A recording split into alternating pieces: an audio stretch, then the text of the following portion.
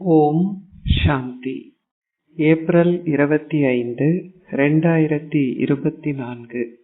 காலை முரளி பாப்தாதா, மதுபன். இனிமையான குழந்தைகளே, இந்த சங்கம யுகமே கீதையின் அத்தியாயத்திற்கான காலமாகும். இந்த யுகத்திலேயே நீங்கள் முயற்சி செய்து அதிமேன்மையான மனிதர்களாக, அதாவது தேவர்களாக வேண்டும். கேள்வி: உங்களுடைய படகு அக்கறையை அடைவதற்கு எந்த ஒரு விஷயத்தில் நீங்கள் எப்பொழுதும் கவனம் செலுத்த வேண்டும்? பதில்: எப்பொழுதும் இறை சகவாசத்தில் நிலைத்திருப்பதில் கவனம் செலுத்துங்கள். ஏனெனில் இதன் மூலமாகவே உங்களுடைய படகு அக்கறைக்கு செல்ல முடியும். நீங்கள் பிழையான சகவாசத்தின் ஆதிக்கத்திற்கு உட்பட்டு சந்தேகங்களை வளர்த்து கொண்டால் உங்கள் படகு நச்சுக்கடலில் மூழ்கிவிடும். தந்தை விளங்கப்படுத்துகின்ற விஷயங்களை குறித்து குழந்தைகளாகிய நீங்கள் சற்றேனும் சந்தேகம் கொண்டிருக்க கூடாது. தந்தை குழந்தைகளான உங்களை தன்னை போல் ஞானம் நிறைந்தவர்களாகவும் தூய்மையானவர்களாகவும் ஆக்குவதற்கே வந்துள்ளார். நீங்கள் தந்தையின் சகவாசத்தில் நிலைத்திருக்க வேண்டும். ஓம் சாந்தி. கடவுள் பேசுகின்றார். தந்தை 5000 வருடங்களுக்கு முன்னர் உங்களுக்கு விளங்கப்படுத்திய அதே ராஜயோகத்தையே உங்களுக்கு கற்பிக்கின்றார் என்பதை குழந்தைகளாகிய நீங்கள் அறிவீர்கள். குழந்தைகளாகிய நீங்கள் இதனை அறிவீர்கள். ஆனால் உலகிற்கு இது தெரியாது. எனவே நீங்கள் அவர்களிடம் கேட்க வேண்டும், கீதையின் கடவுள் எப்பொழுது வந்தார்? நான் உங்களுக்கு ராஜயோகத்தை கற்பித்து உங்களை அரசர்களுக்கெல்லாம் அரசராக ஆக்குகின்றேன் என்று கடவுள் கூறுகின்றார். நீங்கள் மக்களிடம் கேட்க வேண்டும், அந்த கீதையின் அத்தியாயம் எப்பொழுது இடம்பெற்றது? இது எவருக்கும் தெரியாது. இப்பொழுது நீங்கள் இதனை நடைமுறையில் கேட்கின்றீர்கள். கீதையின் அத்தியாயம் கலியுக இறுதிக்கும் சத்திய யுக ஆரம்பத்திற்கும் இடையில் இருக்க வேண்டும். அவர் ஆதி சனாதன தேவி தேவதா தர்மத்தை ஸ்தாபிக்கின்றார். எனவே அவர் நிச்சயமாக சங்கம யுகத்தில் வருவார். இதுவே நிச்சயமாக அதிமங்களகரமான சங்கமயுகமாகும். மக்கள் லீப் மாதத்தை நினைவு செய்தாலும் அந்த அப்பாவிகளுக்கு இது தெரியாது. தந்தை உங்களை அதிஉயர்ந்த மனிதர்கள் ஆக்குவதற்கு, அதாவது மனிதர்களை மேன்மையான தேவர்கள் ஆக்குவதற்கு வந்து உங்களுக்கு கற்பிக்கின்றார் என்பது இனிமையிலும் இனிமையான குழந்தைகளாகிய உங்களுக்கு தெரியும். மனிதர்கள் அனைவரிலும் லக்ஷ்மியும் நாராயணருமே அதிமேன்மையான தேவர்கள். இந்த சங்கம யுகத்தில் அவர் மனிதர்களை தேவர்கள் ஆக்குகின்றார். நிச்சயமாக தேவர்கள் சத்யுகத்தில் இருக்கிறார்கள். மற்ற அனைவரும் கலியுகத்தில் இருக்கிறார்கள். நீங்கள் சங்கமயுகத்து பிராமணர்கள் என்பது குழந்தைகளாகிய உங்களுக்கு தெரியும். இதை மிகவும் உறுதியாக நினைவு செய்யுங்கள். பொதுவாக மக்களுக்கு தமது சொந்த குலத்தை மறக்க முடியாது. ஆனால் மாயை இதனையும் உங்களை மறக்கச் செய்கின்றாள்.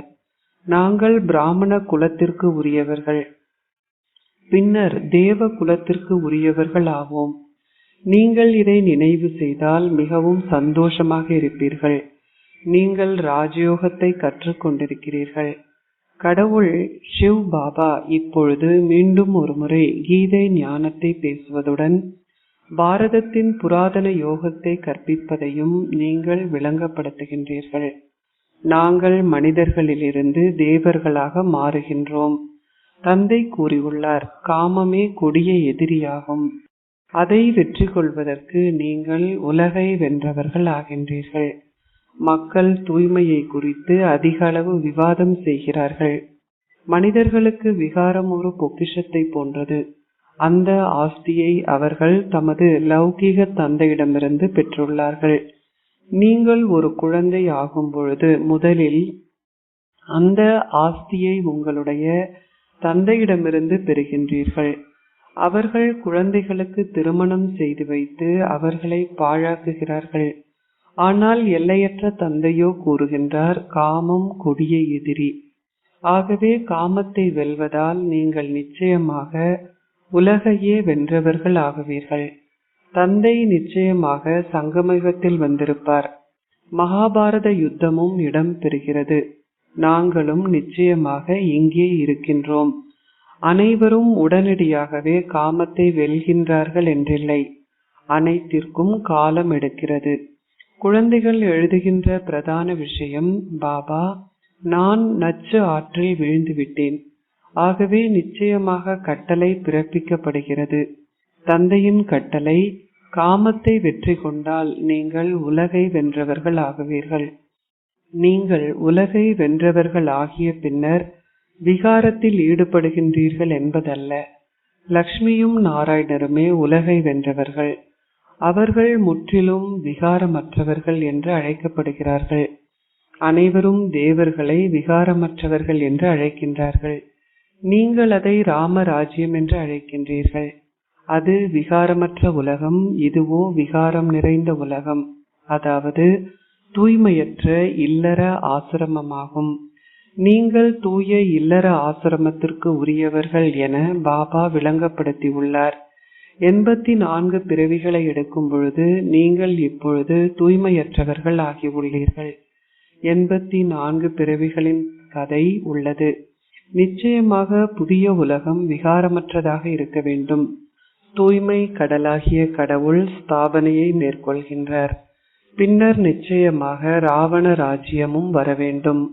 ராம ராஜ்யம், ராவண ராஜ்யம் என்பனவே பெயர்களாகும். ராவண ராஜ்யம் என்றால் அசுர ராஜ்யம் என்று அர்த்தமாகும். நீங்கள் இப்பொழுது அசுர ராஜ்யத்தில் இருக்கின்றீர்கள். லக்ஷ்மியும் நாராயணருமே அந்த தெய்வீக ராஜ்யத்தின் அடையாளங்கள். குழந்தைகளாகி நீங்கள் அதிகாலையில் உலாவச் செல்கின்றீர்கள். வைகரை பொழுது அதிகாலை என்று கூறப்படுகிறது. அந்நேரத்தில் மக்கள் உறங்கிக் கொண்டிருக்கின்றார்கள் என்பதால் நீங்கள் சற்று பின்னர் உலாவச் செல்கின்றீர்கள். காமமே கொடிய எதிரி என்பதை மக்கள் வந்து புரிந்து கொள்கின்ற வகையில் நிலையங்கள் இருக்கின்ற பொழுது கண்காட்சிகள் சிறப்பானவையாக இருக்கும். அதனை வெல்வதனால் அவர்கள் உலகை வென்றவர்கள் ஆகின்றார்கள். நீங்கள் நிச்சயமாக லக்ஷ்மி நாராயணனின் டிரான்ஸ்லைட் படங்களை வைத்திருக்க வேண்டும். நீங்கள் ஒரு பொழுதும் அதை மறக்க கூடாது. இந்த படத்துடன் ஏனியின் படத்தையும் வைத்திருங்கள். அவர்கள் இறைவிகளின் ரதங்களை, அதாவது தேர்களை கொண்டிருப்பது போலவே நீங்கள் இந்த படங்களுடன் 2 அல்லது 3 ஊர்திகளில் எடுத்துச் சென்று அவற்றை அலங்கரிப்பதும் சிறந்ததாகும். நாளுக்கு நாள் படங்களின் வகைகள் அதிகரிக்கும். உங்களுடைய ஞானம் தொடர்ந்து வளரும். குழந்தைகளான உங்களின் எண்ணிக்கையும் தொடர்ந்தும் அதிகரிக்கிறது. செல்வந்தர்கள், ஏழைகள் அனைவருமே அதில் அடங்குகிறார்கள். சிவ் பாபாவின் பொக்கிஷ களஞ்சியம் தொடர்ந்தும் நிறைகிறது. அவருடைய பொக்கிஷ களஞ்சியத்தை நிரப்புபவர்கள் அதற்காக பல மடங்கு பிரதிபலனை பெறுகிறார்கள். இதனாலேயே தந்தை கூறுகின்றார், இனிமையிலும் இனிமையான குழந்தைகளே, நீங்களே பல்கோடீஸ்வரர்கள் ஆகின்றீர்கள். அதுவும் 21 பிறவிகளுக்கு ஆகும். பாபாவே கூறுகின்றார், நீங்கள் 21 தலைமுறைகளுக்கு உலகின் அதிபதிகள் ஆகுவீர்கள். நானே நேரடியாக என்னுடைய உள்ளங்கைகளில் சொர்க்கத்தை கொண்டு வந்து தருகின்றேன். உதாரணமாக, ஒரு குழந்தை பிறக்கும் பொழுது அவர் தனது தந்தையின் ஆஸ்தியை தனது உள்ளங்கைகளில் கொண்டிருக்கின்றார். அவருடைய தந்தை கூறுவார், இந்த வீடும் அனைத்தும் உங்களுடையதே. எல்லையற்ற தந்தையும் கூறுகின்றார், நீங்கள் எனக்கு உரியவர்கள் ஆகும் பொழுது மரணத்தை வென்றவர்கள் ஆகுவதால் 21 பிறவிகளுக்கு ஸ்வர்க்க ராஜ்யம் உங்களுக்குரியதாகிறது. இதனாலேயே தந்தை மகா மரணம் என்று அழைக்கப்படுகின்றார். மகா மரணம் எனப்படுபவர் கொலை செய்யும் ஒருவர் அல்ல, அவர் புகழப்படுகின்றார். கடவுள் யம தூதுவனை அனுப்பி மரணித்தவரை எடுத்தார் என மக்கள் நினைக்கிறார்கள். அது அவ்வாறல்ல. இந்த விஷயங்கள் அனைத்தும் பக்தி மார்க்கத்திற்குரியவை. தந்தை கூறுகின்றார், நான் மரணத்துக்கெல்லாம் மரணமாவேன். மலைகளில் வசிக்கின்ற மக்கள் மகா மரணத்தில் பெருமளவு நம்பிக்கை கொண்டுள்ளார்கள். மகா காலனுக்கும் ஆலயம் உள்ளது. அவர்கள் அவ்வாறு கொடிகளை பறக்க விடுகிறார்கள். தந்தை இங்கு அமர்ந்திருந்து குழந்தைகளாகிய உங்களுக்கு விளங்கப்படுத்துகின்றார். அது சரி என்பதை நீங்களும் புரிந்து கொள்கிறீர்கள். தந்தையை நினைவு செய்வதால் உங்களுடைய பல பிறவிகளின் பாவங்கள் அழிக்கப்படும். ஆகவே நீங்கள் இதனை பிரசுரிக்க வேண்டும். பல கும்பமேளாக்கள் போன்றவை உள்ளன. அவர்கள் கங்கையில் குளிப்பதை மிகவும் முக்கியமானதாக காட்டியுள்ளார்கள். இப்பொழுது குழந்தைகளாகி நீங்கள் 5000 வருடங்களுக்கு பின்னர் இந்த ஞான அமிர்தத்தை பெற்றுக் கொண்டிருக்கிறீர்கள். உண்மையில் அது அமிர்தம் என்று அழைக்கப்படுவதில்லை. இது ஒரு கல்வி. அந்த பெயர்கள் அனைத்தும் பக்தி மார்க்கத்திற்கு உரியவை. அமிர்தம் என்ற பெயரை கேட்டு மக்கள் படங்களில் நீரை காண்பித்துள்ளார்கள். தந்தை கூறுகின்றார், நான் உங்களுக்கு ராஜயோகத்தை கற்பிக்கின்றேன். நான் உங்களுக்கு கற்பிக்கின்ற இந்த கல்வியின் மூலமாக மாத்திரமே நீங்கள் ஓர் உயர்ந்த அந்தஸ்தை பெறுகின்றீர்கள். கடவுள் அதுபோன்று ஓர் அலங்கரிக்கப்பட்ட ரூபத்தை கொண்டிருக்க மாட்டார். தந்தை இவரில் பிரவேசித்து உங்களுக்கு கற்பிக்கின்றார். அவர் ஆத்மாக்களுக்கு கற்பித்து அவர்களை தன்னை போன்று ஆக்குகின்றார். அவர் லக்ஷ்மி நாராயணன் அல்ல. அவர் உங்களை அவர்களை போன்று ஆக்குவார். ஆத்மாக்களாகி நீங்கள் கற்கின்றீர்கள். அவர் உங்களை தன்னை போன்று ஞானம் நிறைந்தவர்களாக ஆக்குகின்றார். அவர் உங்களை இறைவர்களும் இறைவிகளுமாக ஆக்குகின்றார் என்பதல்ல. அவர்கள் ஸ்ரீ கிருஷ்ணரின் படத்தை காண்பித்துள்ளார்கள். ஆனால் அவரால் எவ்வாறு கற்பிக்க முடியும்? சத்யுகத்தில் தூய்மையற்றவர்கள் எவரும் இல்லை. ஸ்ரீ கிருஷ்ணர் சத்யுகத்தில் இருக்கின்றார். பின்னர் நீங்கள் அந்த ஸ்ரீ கிருஷ்ணரை மீண்டும் பார்க்க மாட்டீர்கள். இந்த நாடகத்தில் மறு பிறவியில் உள்ள அனைவரின் ரூபங்களும் தனித்துவமானவை. நாடகம் ஓர் அற்புதமாகும். எது ஏற்கனவே நிச்சயிக்கப்பட்டதோ தந்தையும் கூறுகின்றார், ஒவ்வொரு கல்பத்திலும் நீங்கள் தொடர்ந்தும் அதே ஆடைகளில் அதே முக சாயல்களுடன் அதே போன்று கற்பீர்கள். அது மீண்டும் மீண்டும் இவ்வாறாகவே இடம்பெறுகிறது. ஒவ்வொரு ஆத்மாவும் ஒரு ஷரீரத்தை நீக்கி முன்னைய கல்பத்தில் எடுத்த அதே ஷரீரத்தையே எடுக்கின்றார். நாடகத்தில் எந்த வித்தியாசமும் இருக்க முடியாது. அவை எல்லைக்கு உட்பட்ட விஷயங்கள். இதுவோ எல்லையற்ற விஷயமாகும். இதனை எல்லையற்ற தந்தையை தவிர வேறு எவராலும் உங்களுக்கு விளங்கப்படுத்த முடியாது. இதை பற்றி எந்த சந்தேகமும் இருக்க முடியாது. சிலர் புத்தியில் நம்பிக்கையை கொண்டிருந்து பின்னர் அவர்கள் வைத்திருக்கின்ற சகவாசத்தின் ஆதிக்கத்தினால் ஏதாவதொரு சந்தேகத்தை வளர்க்கின்றார்கள். நீங்கள் தொடர்ந்தும் கடவுளின் சகவாசத்தை கொண்டிருந்தால் உங்களால் அக்கறையை அடைய முடியும். நீங்கள் இந்த சகவாசத்தை கைவிடும் பொழுது நச்சுக்கடலில் மூழ்குகின்றீர்கள். ஒரு புறம் பார்க்கடலும் மறுபுறம் நச்சுக்கடலும் உள்ளது. ஞான அமிர்தம் என்ற பெயரும் உள்ளது. தந்தையே ஞானக்கடல். அவருடைய புகழ் உள்ளது. தந்தையின் புகழை லக்ஷ்மி நாராயணருக்கு கொடுக்க முடியாது. தந்தையே தூய்மை கடல். அந்த தேவர்கள் சத்திய திரேதாயுகங்களில் தூய்மையாக இருந்தாலும் அவர்கள் எந்த காலமும் தூய்மையாக இருப்பதில்லை. அவர்கள் அரை கல்பத்தின் பின்னர் வீழ்கின்றார்கள். தந்தை கூறுகின்றார், நான் வந்து அனைவருக்கும் சத்கதியை அருள்கின்றேன். நான் மாத்திரமே சத்கதியை அருள்பவர். நீங்கள் சத்கதிக்குள் செல்கின்றீர்கள். அங்கே இந்த விஷயங்கள் இடம்பெற முடியாது. இப்பொழுது குழந்தைகளாகி நீங்கள் தனிப்பட்ட முறையில் இங்கு அமர்ந்திருக்கின்றீர்கள். நீங்கள் சிவ் பாபாவுடன் கற்று ஆசிரியர்களாகவும் ஆகியுள்ளீர்கள். அவரே அதிபர். நீங்கள் அவரிடம் வருகின்றீர்கள். நீங்கள் கூறுகின்றீர்கள், நான் சிவ் பாபாவினுடன் வந்துள்ளேன். நான் சிவ் பாபாவிடம் வந்துள்ளேன். ஓ, ஆனால் அவர் அஷரீரியானவர். ஆம், அவர் இவரின் ஷரீரத்தில் வருகின்றார்.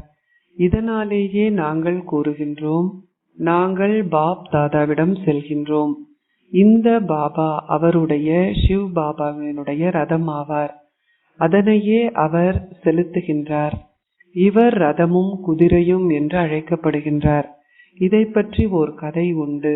தக்ஷ பிரஜாபிதா ஒரு யாகத்தை உருவாக்கினார். அவர்கள் ஒரு கதையை எழுதியுள்ளார்கள். அது அவ்வாறு இல்லை. கடவுள் சிவன் பேசுகின்றார். பாரதத்தில் தர்மத்தின் பெரும் அவதூறு உள்ள பொழுது நான் வருகின்றேன். அதர்மம் பெருமளவு உள்ள பொழுது கடவுள் வருகின்றார் என்று கீதையை கற்பவர்கள் கூறினாலும் அவர்கள் அர்த்தத்தை புரிந்து கொள்வதில்லை. இது உங்களுடைய மிகவும் சிறிய விருட்சம். இது புயல்களால் பாதிக்கப்பட்டுள்ளது. இது ஒரு புதிய விருட்சமாகும். பின்னர் அங்கும் இந்த அஸ்திவாரம் இருக்கும். அவர் இந்த எண்ணற்ற சமயங்கள் அனைத்திற்கும் மத்தியில் ஒரே ஆதி சனாதன தேவி தேவதா தர்மத்தின் மர கன்றை நாட்டிக் கொண்டிருக்கின்றார். இதற்கு அதிக அளவு முயற்சி தேவை. மற்றோர் அதை ஒரு முயற்சியாக காண்பதில்லை. அவர்கள் தொடர்ந்தும் மேலிருந்து கீழே வருகின்றார்கள். இங்கு சத்திய திரேதா யுகங்களுக்கு செல்ல இருப்பவர்களின் ஆத்மாக்களே அமர்ந்து கற்கின்றார்கள். தந்தை இங்கு அமர்ந்திருந்து தூய்மையற்றவர்களுக்கு அவர்களை தூய்மையான தேவர்கள் ஆக்குவதற்கு கற்பிக்கின்றார். இவரும் கீதையை பெருமளவு கற்பது வழக்கமாகும். அவர் ஆத்மாக்களை நினைவு செய்து அவர்களின் பாவங்கள் அழியுமாறு அவர்களுக்கு திருஷ்டி கொடுப்பதை போன்று பக்தி மார்க்கத்தில் அவர்கள் அமர்ந்து கீதையை படிக்கும் பொழுது அவர்கள் கீதையின் முன்னிலையில் தண்ணீரை அமிர்தம் என கருதி வைக்கிறார்கள். சரீரத்தை நீக்கிய ஆத்மாக்கள் ஈடேற்றப்படுவார்கள் என்று அவர்கள் நம்புகிறார்கள். இதனாலேயே அவர்கள் சரீரத்தை நீக்கிய ஆத்மாக்களை நினைவு செய்கிறார்கள். பக்தி மார்க்கத்தில் அவர்கள் கீதைக்கு பெருமளவு மரியாதை கொடுக்கிறார்கள். பாபா ஒரு பக்தராகவே இருந்தார். அவர் ராமாயணம் போன்றவை அனைத்தையும் கற்பது வழக்கமாகும். அவர் மிகவும் சந்தோஷமாக இருந்தார். அவை அனைத்தும் கடந்த காலமாகும். தந்தை இப்பொழுது கூறுகின்றார், கடந்த காலத்தை நினைவு செய்ய வேண்டாம். உங்களுடைய புத்தியிலிருந்து அவை அனைத்தையும் அகற்றுங்கள். பாபா ஸ்தாபனையினதும் விநாசத்தினதும் ராஜ்யத்தினதும் காட்சிகளை அருளினார். எனவே அது உறுதியாகியது. இவை அனைத்தும் அழிக்கப்பட உள்ளது என்பது எனக்கு தெரியாது. இவை அனைத்தும் நடைபெறும் என்று பாபா புரிந்து கொண்டார். அதற்கு நீண்ட காலம் எடுக்காது. நான் சென்று இன்னென்ன அரசராகுவேன். பாபா என்ன எண்ணுகின்றார் என்பது எனக்கு தெரியாது. எவ்வாறு பாபா பிரவேசித்தார் என்பது குழந்தைகளாகிய உங்களுக்கு தெரியும். மக்களுக்கு இந்த விஷயங்கள் தெரியாது. அவர்கள் பிரம்மா, விஷ்ணு, சங்கரரின் பெயர்களை குறிப்பிடுகிறார்கள். ஆனால் மூவரிலும் கடவுள் எவருக்குள் பிரவேசிக்கின்றார் என்பதன் அர்த்தம் எவருக்கும் தெரியாது. அம்மக்கள் விஷ்ணுவின் பெயரை குறிப்பிடுகிறார்கள். ஆனால் அவர் ஒரு தேவர். அவரால் எவ்வாறு உங்களுக்கு கற்பிக்க முடியும்? பாபாவே கூறுகின்றார், நான் இவரினுள் பிரவேசிக்கின்றேன். இதனாலேயே அவர்கள் ஸ்தாபனை பிரம்மாவின் மூலமாக நடைபெறுவதை காண்பித்துள்ளார்கள். அது ஸ்தாபனைக்குரியதும் மற்றொன்று விநாசத்திற்குரியதும் ஆகும். இந்த விஷயங்கள் பெருமளவில் புரிந்து கொள்ளப்பட வேண்டும். கடவுள் பேசுகின்றார், நான் உங்களுக்கு ராஜயோகத்தை கற்பிக்கின்றேன். எப்பொழுது கடவுள் வந்து உங்களுக்கு ராஜயோகத்தை கற்பித்து உங்களுக்கு ஓர் ராஜ அந்தஸ்தை கொடுத்தார் என்பதை இப்பொழுது நீங்கள் புரிந்து கொள்கிறீர்கள். அவர் உங்களுக்கு 84 பிறவிகளின் ரகசியங்களை விளங்கப்படுத்தியுள்ளார். யார் பூஜிக்க தகுதி வாய்ந்தவர்கள் என்பதையும் யார் பூஜிப்பவர்கள் என்பதையும் பற்றியும் அவர் உங்களுக்கு விளங்கப்படுத்தியுள்ளார். முழு உலகமும் இப்பொழுது விரும்புகின்ற லக்ஷ்மி நாராயணனின் அமைதி ராஜ்யம் உலகில் இருந்தது. லக்ஷ்மி நாராயணனின் ராஜ்ய காலத்தில் மற்ற அனைவரும் அமைதி தாமத்தில் இருந்தார்கள். ஸ்ரீமத்தை பின்பற்றுவதால் இப்பொழுது நாங்கள் இப்பணியை மேற்கொள்கின்றோம். நாங்கள் இதை பலமுறை செய்துள்ளோம். அதை தொடர்ந்தும் செய்வோம். பல மில்லியன்களில் ஒரு கைப்பிடி அளவினர் மாத்திரம் வெளிப்படுவார்கள் என்பது உங்களுக்கு தெரியும். இது தேவ தர்மத்திற்குரியவர்களை மாத்திரம் தொடுகிறது. இது பாரதத்தை மாத்திரம் குறிக்கிறது. இந்த குலத்திற்கு உரியவர்கள் வெளிப்படுவதுடன் தொடர்ந்தும் வெளிப்படுவார்கள்.